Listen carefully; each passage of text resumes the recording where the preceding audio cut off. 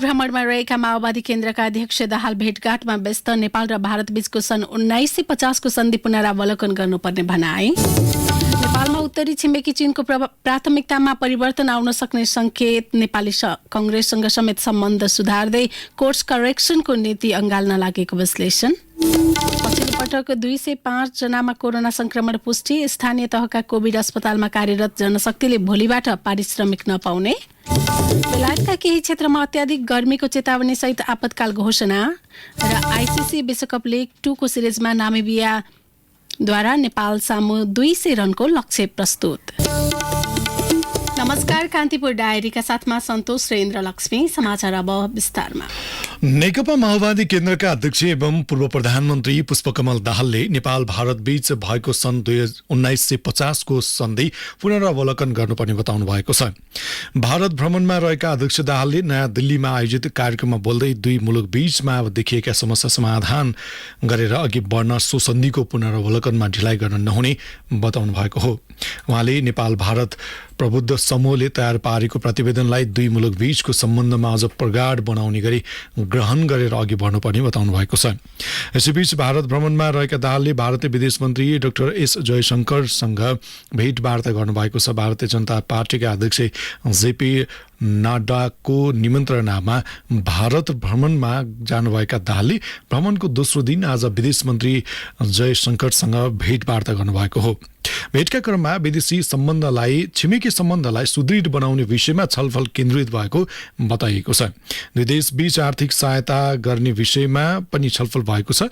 भ्रमणको अन्तिम दिन भोलि अध्यक्ष दाहालले भारतीय प्रधानमन्त्री नरेन्द्र मोदीसँग भेट गरी स्वदेश फर्किने दाहालका स्वकीय सचिव रमेश मल्लले बताउनुभयो।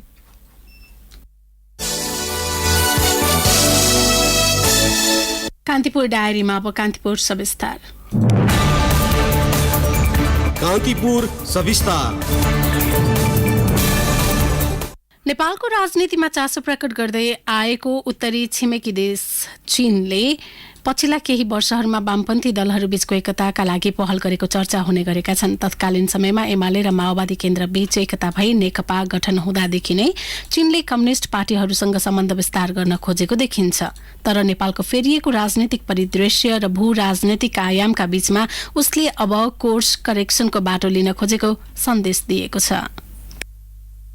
बीपी कोइरालाले 2016 सालमा नेपाल चीन बीचको सीमा सम्बन्धी सन्धि गरेपछि उच्च राजनैतिक स्तरमा दुई मुलुकबीच भएका भ्रमण आदान प्रदानको इतिहास छ, जसलाई नेपाली कांग्रेस र चीनिया कम्युनिस्ट पार्टीले दुई दलबीचको सम्बन्धको सेतुका रूपमा व्याख्या गर्दै आएका छन्। तर छिमेकी मुलुकमा कम्युनिस्ट पार्टीको शक्तिशाली 2/3 सरकार गठन भएपछि खुम्चिएको नेपाली कांग्रेससँग दूरी कायम गर्न पुगेको चीन अहिले कोर्स करेक्सन अर्थात आफ्नो कदमलाई सच्याउने पक्षमा पुगेको देखिएको छ। सो कदमको व्याख्या गर्दै नेपाल चीन अध्ययन केन्द्रका अध्यक्ष सुन्दरनाथ भट्टराई सबै पार्टीहरू जति पार्टीहरू सबैसँग सम्बन्ध राम्रो बढाउने भन्ने उनीहरूको एउटा छ र चाहिने कम्युनिस्ट पार्टीहरूसँग आफ्नो चाहिने सदा सेदा रहने, किन आफू पनि साम्यवादी देश भएको हुनाले भएका पार्टीहरूसँग पनि आफ्नो सम्बन्ध अभिवृद्धि गर्ने भन्ने छ। अहिले जुन किसिमको चाहिँ अमेरिकन चाहिँ अलायन्सबाट चाहिँ हामी अलि तिब्बतपट्टि हेरेर चाहिँ सम्बन्ध नेपालसँग अलिकति नेपाललाई इन्भल्भ गराउने एउटा तारतम्य गइरहेको छ कि त्यसबाट चाहिँ चिनियाको चाहिँ यो राष्ट्रिय हितलाई एडभर्स इफेक्ट नहोस् भन्ने उहाँको धारणा हो। त्यो पनि कन्भिन्स गर्न आउनुभयो। जानकारहरूको बुझाइमा नेपालको संसदले एमसीसी अनुमोदन गरेपछि आफ्नो प्रभाव कम हुन सक्ने र पश्चिमा शक्ति हावी हुन सक्ने चिन्ताका माझ नेपाली कांग्रेससँग सम्बन्धलाई मजबुत बनाउनु पर्ने दबाव चीनले महसुस गरेको हुन सक्छ। कूटनीतिक तवरमा सजग व्यवहार गर्ने भनिएको चीन का तर्फ पछिल्लो 2वटा उच्चस्तरीय भ्रमणमा अपनाएको शैलीको गम्भीरता बुझ्न सकिन्छ। चीनले सत्तामा आएको कांग्रेससँग पछिल्लो 3-4 वर्षको अवधिमा भएको संवाद दूरीलाई मेट्ने प्रयास गरेको छ, जसका निम्ति नेपाल भ्रमणमा रहँदा चीनिया कम्युनिस्ट पार्टीका विदेश विभाग प्रमुख लिउ चिनचाओले काठमाडौँको सुन्दरीजल स्थित बीपी कोइराला संग्रहालयको भ्रमणलाई पनि लिन सकिन्छ। चीनले गरेको प्रयासलाई सहज स्वीकार गर्दै सम्बन्धलाई सहज बनाउन नेपाली कांग्रेसले पनि प्रयास गरिरहेको छ। चीनले केही समय व्यवस्था व्यवस्था गरे पनि छिमेकी मुलुकको बदलितो राजनैतिक कोर्सको अवस्था बुझेर आगामी कदम चाल्ने प्रयास गरेको परराष्ट्र मामिलाका जानकार गेजा शर्मा वाग्लेको भनाइ छ। अहिले चाहिँ के भन्दा अहिले नेपालको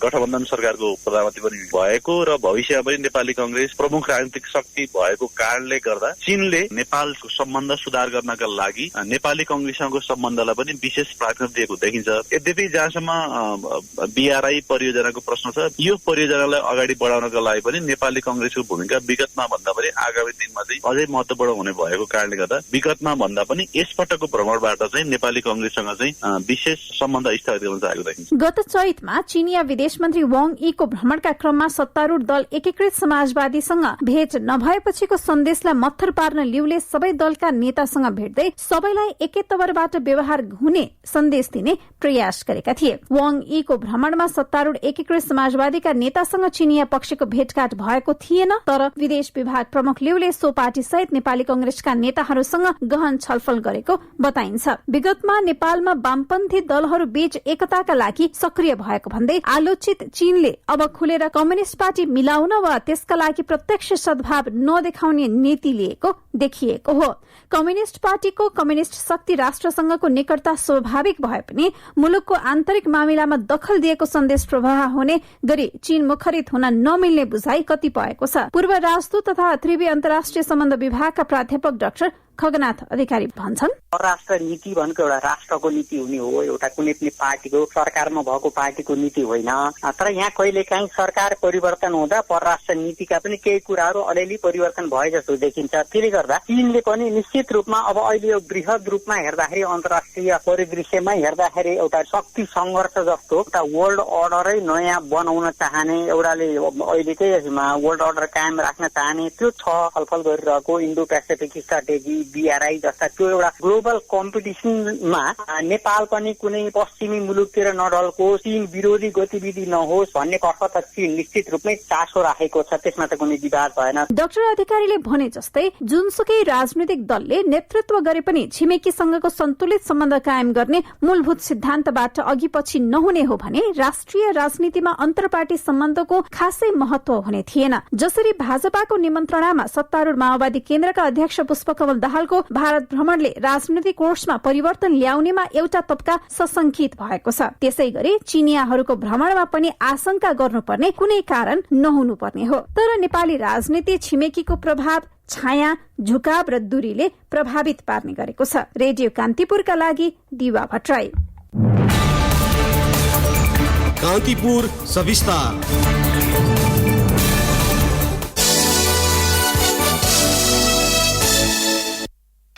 नेपालमा पछिल्लो पटक 205 जनामा कोरोना संक्रमण पुष्टि भएको छ। स्वास्थ्य तथा जनसंख्या मन्त्रालयले 3090 जनामा गरेको नमूना परीक्षणबाट सो संख्यामा संक्रमण पुष्टि भएको हो। मन्त्रालयका अनुसार 1385 जना सक्रिय संक्रमित रहेका छन्। केही दिन यता कोरोना संक्रमण दर बढ्दै गएको मन्त्रालयको तथ्याङ्कमा उल्लेख छ। यसैबीच कोभिड-19 उपचार तथा व्यवस्थापनका लागि सञ्चालनमा आएका 649 स्थानीय तहका कोभिड-19 अस्थायी अस्पतालमा कार्यरत जनशक्तिले भोलिबाट पारिश्रमिक नपाउने भएका छन्। स्वास्थ्य तथा जनसंख्या मन्त्रालयले भोलिबाट सोच जनशक्तिलाई पारिश्रमिक उपलब्ध नगराउने निर्णय गरेको हो। कोभिड व्यवस्थापनका लागि तोकिएका शुक्रराज ट्रपिकल तथा सरुवा रोग अस्पताल र वीर अस्पतालबाट हाल करारमा कार्यरत जनशक्तिको म्याद भने आगामी पुष मसान्तसम्म थप गर्ने निर्णय मन्त्रालयले गरेको छ।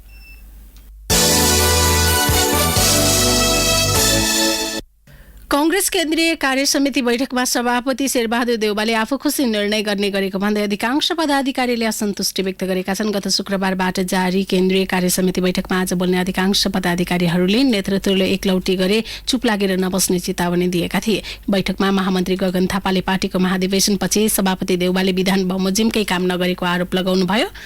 महामन्त्री थापाले सभापतिले काम नगर्दा त्यसको अपजस आफूहरूमाथि पनि आइलागेको बताउनुभयो। उहाँले महाधिवेशन सम्पन्न भएको 7 महिना पुग्न राख्दा पनि केन्द्रीय समितिले पूर्णता नपाएको, भ्रातृ तथा शुभेच्छुक संस्था अलपत्र बनेको जस्ता विषयमा ध्यानकर्षण गराउनु भएको थियो। बैठकमा सह महामन्त्री द्वय बद्री पाण्डे र जीवन परियारले भ्रातृ संगठनहरू नेपाल विद्यार्थी संघ र तरुण दलका तदर्थ समिति गठन गर्दा आफूपक्षीय नेता शेखर कोइरालासँग छलफल नगरेको भन्दै आपत्ति जनाउनुभयो। सहमहामन्त्री परियारले महाधिवेशनमा 40% मत प्राप्त गरेका कोइरालासँग सभापतिले छलफल नै नगर्नु दुःखद भएको बताउनु भएको हो। बैठकमा अधिकांश अधिकारीले स्थानीय तह निर्वाचन समीक्षा संघ र प्रदेशको चुनावी रणनीति, सत्तारूढ गठबन्धनसँगको सहकार्य, भ्रातृ तथा शुभेच्छुक संस्थाको विधान लगायतका विषयमा नेतृत्वले गम्भीर छलफल गरी अघि बढ्नुपर्ने सुझाएका थिए। बैठक सोमबार दिउँसो 3 बजेका लागि पुनः बोलाइएको छ।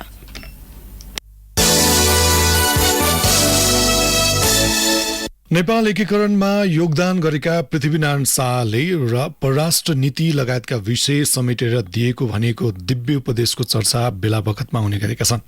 त्यही पृष्ठभूमिमा काठमाडौँमा आज आयोजित एक कार्यक्रममा पूर्व प्रधानमन्त्री एवं एमाले अध्यक्ष केपी शर्मा ओलीले पृथ्वीनारायण शाहको दिव्य उपदेश पञ्चायत कालमा ल्याइएको दावी गर्नुभएको छ।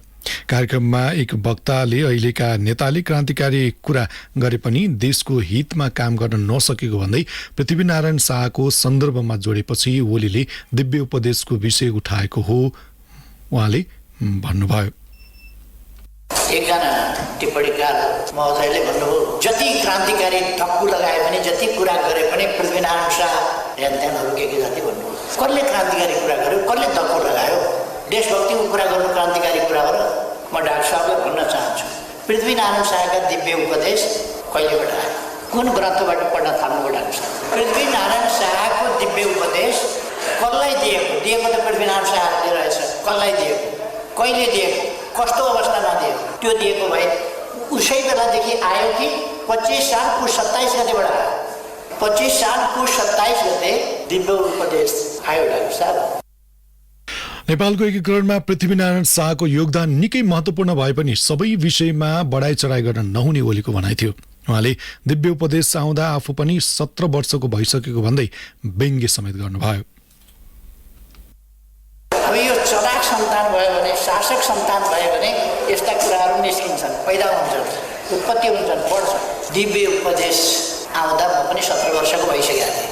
17 वर्षको भइसकेको थिएँ। त्यसकारण दिव्य उपदेश कहिले छापियो भन्ने कुरा, नेपालको परराष्ट्र नीतिको कुरा चल्दा, असंलग्न बान्डुन सम्मेलन हुँदा, असंलग्न आन्दोलनको शिखर सम्मेलन हुँदा, प्रथम असंलग्न आन्दोलन हुँदा यदुनाथ खनालहरूले असंलग्न आन्दोलन सम्बन्धी सिद्धान्तहरू तय गर्दा दिव्य उपदेशको चर्चा कति ठाउँमा छ, कहाँ छ? अर्को प्रसङ्गमा ओलीले वर्तमान गठबन्धन सरकारले परराष्ट्र नीतिमा सन्तुलित भूमिका निर्वाह नगरेको टिप्पणी गर्नुभयो। कान्तिपुर डायरीमा अब ब्रेकको पालो। ब्रेकपछि अब बाँकी प्रसङ्ग। त्रिभुवन विश्वविद्यालयको चिकित्सा शास्त्र अध्ययन संस्थान आइओएमले भोलि त्रिवी शिक्षण अस्पतालको बिहानी सेवा नरोक्न निर्देशन दिएको छ। मनमोहन कार्डियो केन्द्र, बीपी कोइराला लायन्स नेत्र अध्ययन केन्द्र र त्रिवी अस्पताललाई भोलि बिहान सेवा जारी राख्न भनिएको हो। यसअघि आइओएमकी डिन दिव्या सिंह शाहले ती अस्पताल र केन्द्रका कार्यकारी निर्देशकलाई पत्र लेखेर भोलि राष्ट्रपति सहभागी हुने कार्यक्रममा उपस्थित हुने कार्यक्रम भएकाले आकस्मिक बाहेकको अन्य सबै उपचार सेवा स्थगित गरेर उपस्थित हुन आग्रह गर्नुभएको थियो। सो निर्णयको विरोध भएपछि आइओएमले सो पत्र सच्याउँदै भोलि बिहानी सेवा सञ्चालन गर्न मातहतका अस्पताललाई भनेको हो।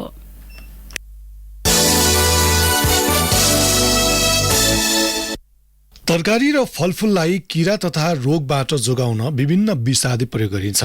यसका साथै थोरै समयमा बढी उत्पादन लिन ताजा राख्नका लागि पनि केमिकल प्रयोग गर्ने गरिएको पाइएको छ। तर तरकारी र फलफुलमा प्रयोग भएका विषादीले मानव स्वास्थ्यलाई प्रतिकूल असर पार्ने भएकाले सचेत रहन चिकित्सकहरूले सुझाव दिएका छन्।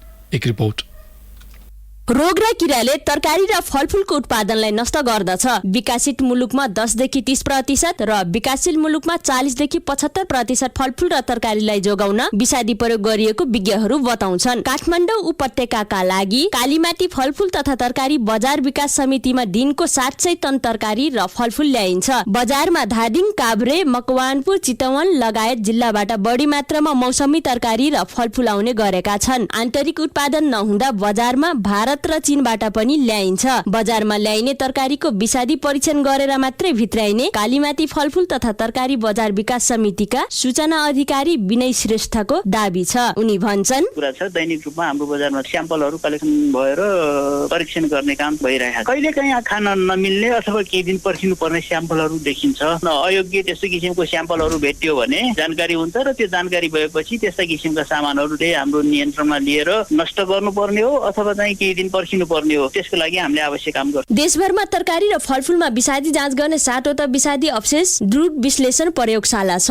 देशभर जेठ मसानसम्म 22,878 वटा विषादी अवशेष नमुना परीक्षण गरिएको छ, जसमध्ये 22,775 खान योग्य, 41 वटा केही समय पर्खनु पर्ने र 62 वटा खान अयोग्य थियो। कालीमाटी बजारमा 2,810 वटा गरिएको विषादी अवशेष परीक्षणबाट 2,735 वटा खान योग्य, 29 वटा केही समय पर्खनु पर्ने र 46 वटा नष्ट गर्नुपर्ने देखिएका थिए। केन्द्रीय कृषि प्रयोगशालाका बाली संरक्षण अधिकृत विवेक सुनार भन्छन्, 35% सम्म रुकावट देखायो भने त्यसलाई हामीले खान योग्य भनेर लेबल गर्छौँ भने 35 देखि 45 सम्म देखायो भने त्यसलाई केही समय क्वारेन्टाइनमा राखेर परीक्षण गर्दाखेरि यदि 35% भन्दा कम आयो भने त्यसलाई चाहिँ खान योग्य भनिन्छ। फेरि 35% पुनः परीक्षण गर्दा पनि 35% भन्दा बढी देख्यो भने त्यसलाई खान अयोग्य भएर डिस्पोज गरिन्छ। 45 भन्दा माथि आयो भने चाहिँ त्यसलाई खान अयोग्य भनेर त्यसलाई चाहिँ डिस्पोज गर्ने गरेका छौँ। साग सब्जी, फलफुल तथा खेतबारीमा प्रयोग भएका विषादीको असर बायोग्रेडेबल र नन बायोग्रेडेबल गरी 2 किसिमको हुने गर्दछ। ती असरबारे डाक्टर भूपेन्द्र कुमार बस्नेत भन्छन्, क्यान्सर गराउन सक्ने,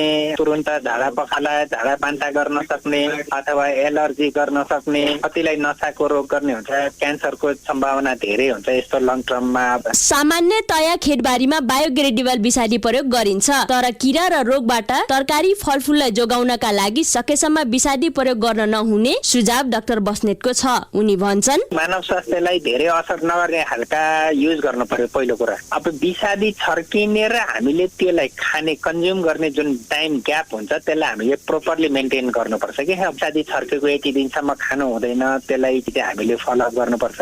घरमै ल्याइसकेपछि पनि त्यसलाई पानीमा डुबाएर राख्ने होइन, पोटास पानी भन्छ त्यसमा राख्ने अथवा धोएर पखालेर पकाएर खाने हुन्छ। कति कुरा पकाउँदा पनि नजाने किसिमका विषादीहरू पनि हुन्छ, त्यसलाई युज गर्नु हुँदैन। तरकारी र फलफुलमा प्रयोग भएका विषादीले स्वास्थ्यमा प्रतिकूल असर पार्नुका साथै वातावरणमा पनि असर देखिन्छ। तरकारी तथा फलफुल उत्पादन गर्दा सकेसम्म विषादी प्रयोग गर्न नहुने, तर प्रयोग गर्ने परिस्थिति आएमा कृषि विज्ञको सल्लाह अनुसार गर्नुपर्ने हुन्छ, जसका लागि किसान र सम्बन्धित निकाय सचेत हुन आवश्यक छ। रेडियो कान्तिपुरका लागि सरिता थारू।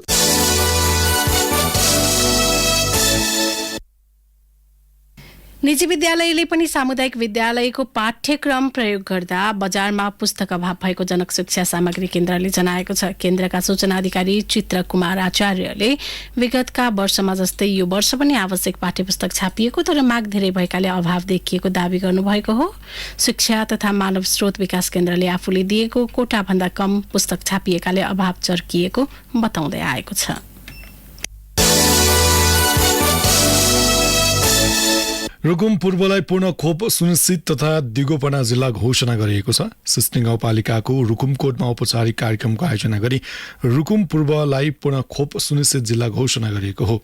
लुम्बिनी प्रदेश सभा सदस्य तेजबहादुर ओलीले रुकुम पूर्वलाई पूर्ण खोप सुनिश्चित जिल्ला घोषणा गर्नुभएको छ।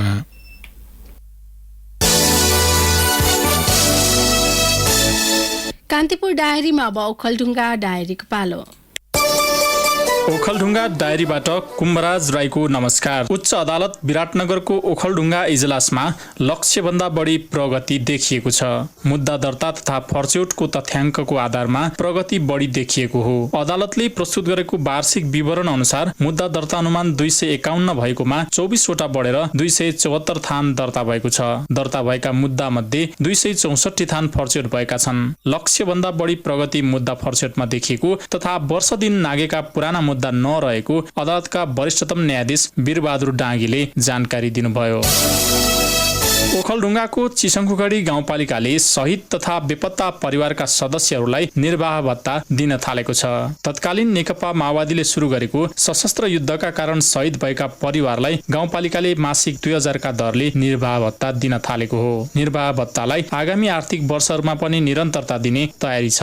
हालसम्म 15 जना शहीदका परिवारलाई बैंक मार्फत भत्ता उपलब्ध गराएको गाउँपालिकाका अध्यक्ष निशान्त शर्माले बताउनुभयो।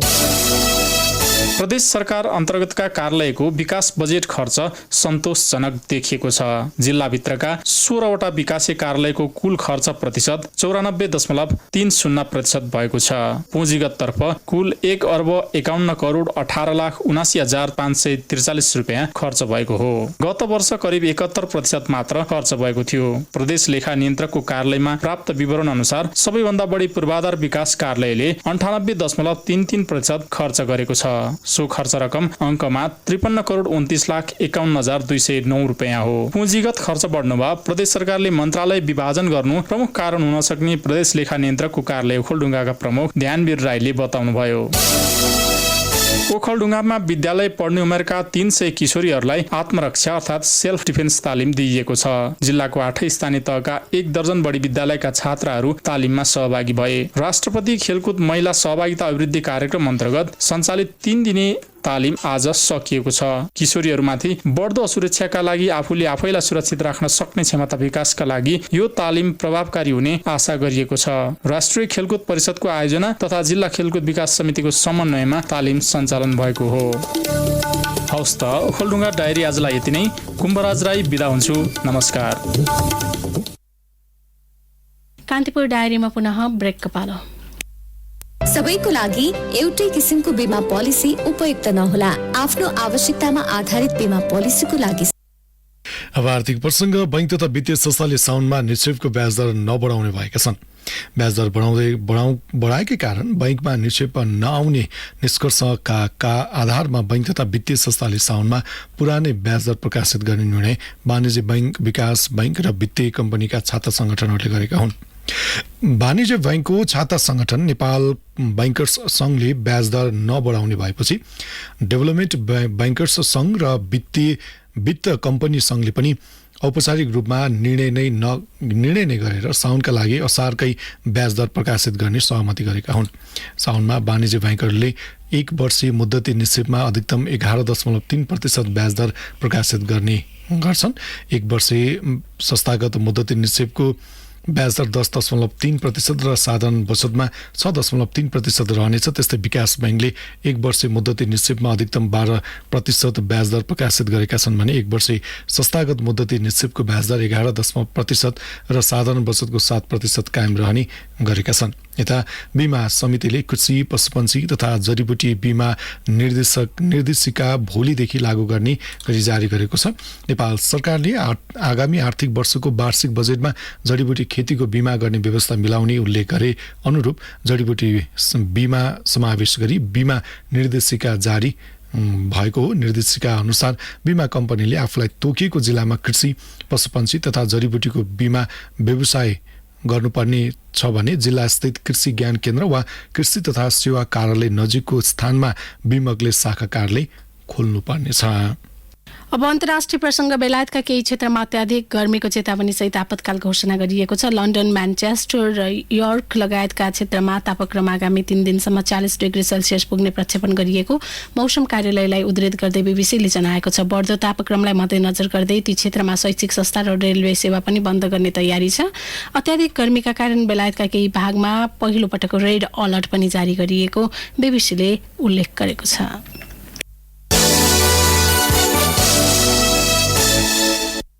हाइटीको राजधानी पोर्ट ओ प्रिन्सको साइट सोलेलमा सशस्त्र समूह बीचको झडपका क्रममा 79 जनाको मृत्यु भएको छ। 135 जना घाइते भएका छन्। सशस्त्र समूहको नियन्त्रणमा रहेको सो क्षेत्रमा झन्डै 3 लाख मानिस फसिरहेको संयुक्त राष्ट्रसङ्घले जनाएको छ। एम्बुलेन्स, चिकित्साकर्मी र उद्धारकर्ताले प्राथमिक उपचार प्रदान गर्न तथा घाइतेलाई बाहिर निकाल्न पहल गरे पनि सो सफल नभएको राष्ट्रसङ्घले जनाएको छ।